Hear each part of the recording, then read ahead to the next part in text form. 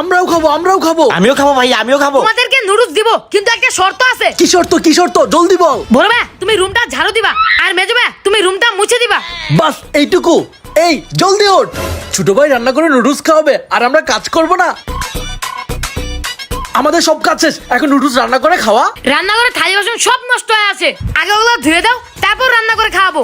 সব ধুয়ে দিব, তাও খেয়েই ছাড়বো। আচ্ছা ঠিক আছে করতেছি, তারপরে কিন্তু খাবোই আমরা। হ্যাঁ ভাইয়া চলো। আরে ছোটটা কই গেল? আরে ছোটটা ঘুমিয়ে পড়েছে, এখন আমরা নুডলস কোথায় খুঁজে পাবো? আচ্ছা চল আমরাও ঘুমিয়ে পড়ি, সকালে খাবো নি, চল।